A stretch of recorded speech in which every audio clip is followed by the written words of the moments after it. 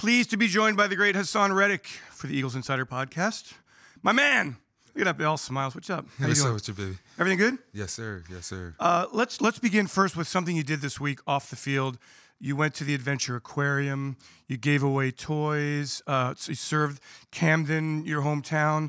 Tell me about the event and the commitment that you've made to those people. I've been giving back for a couple years now, especially around like Thanksgiving, Christmas time, just trying to make holidays special, for wherever I was playing at. And then, of course, back home, always want to do something special back home. And this year was the first time being home now and playing with the Eagles. This was the first time that I was able to actually go to the event in Camden myself. So I went there, and it was shocking. I didn't know they were doing it that big, man. And they had a whole nice little program for it. But like you said, I got to make some kids happy, make some families happy, and just share some of my blessings with. Camden is not an easy place.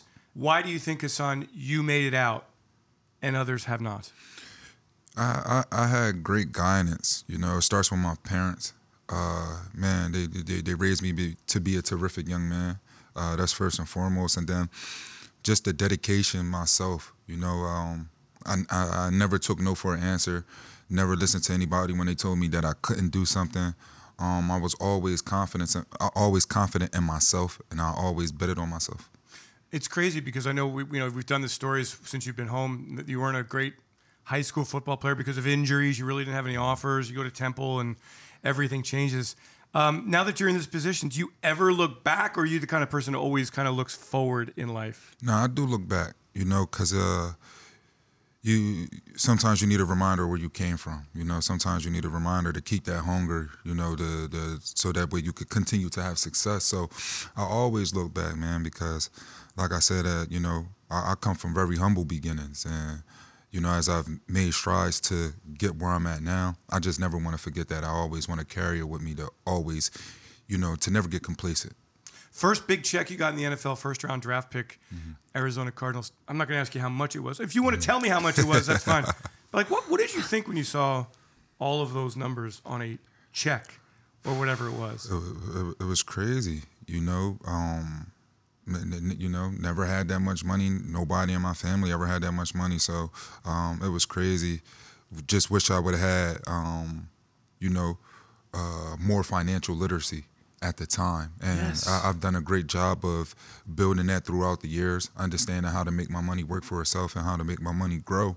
But man, just being a kid, being a young adult, very young adult at 22 years old with all that amount of money hitting your banking account, I mean, you could burn through it if you're not disciplined and if you don't know what you're doing. So I think that's the only thing, man. Looking back, I just wish I had more financial literacy and knew how to take better care of my money. All right, let's talk about the art of the quarterback sack. It is, would you agree, an art form? It's definitely an art. And how much is? Let me just list some characteristics. You tell me how important they are. Timing up a play. Man.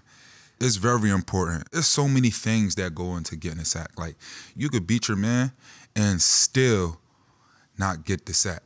You know what I'm saying? You could beat your man within the 2.5 seconds. That's how they grade it. You could beat your man within 2.5 seconds and still not get the sack because, nowadays QBs they throwing the ball a lot faster. It's all about getting the ball out your hands, getting the ball, they're preaching it now.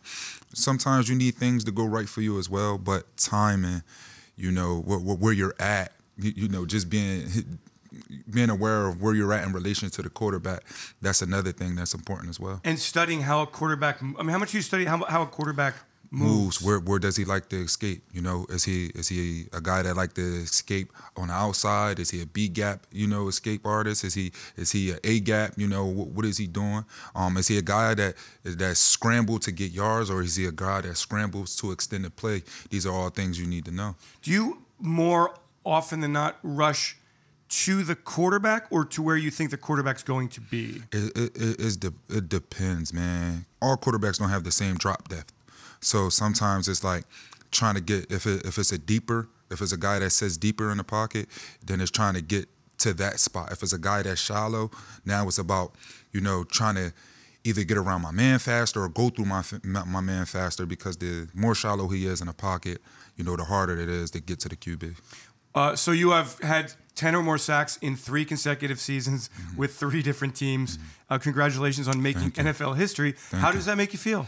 Man, you know, it's crazy to look back and think of it, man, because like I said earlier, man, it was a journey getting to this point. Yeah. It did not come easy for me, but you know, with all the success, the accomplishments that I have made, you know, I'm still hungry. I want more. I want more, and there's still more to be done. So, you know, while it's all great, not complacent, not happy with it. Finally, here, let's talk about your post-sack celebrations. What's going through your mind here? Man, you know, you know, something I got to get better with. I just. Like, what do you think? You're not even thinking. It's just I just react. My body just goes off of the emotion. You know. It's like nothing. It's like nothing. Like, it's like I know it's like you've been there before. But it's just, you know, and I carry a chip on my shoulder. I've been overlooked my whole career since coming out of high school. Been overlooked even when I was in college. I was, you know, been overlooked even being, you know, people would be like, oh, first round draft pick. I was still overlooked or put out of place. So for me, man, it's just, it's more than just celebrating for me. It's more than just getting a sack and trying to do a celebration. And look, it's really an emotional thing. And each sack that I make, you know, I it's from that chip that I carry. You're the underdog. Underdog. You're True. Philadelphia. True. You're home. You are Philadelphia's underdog. Hassan Reddick, you are also underdog. Yes. But you're the big dog now, right? Yes, indeed.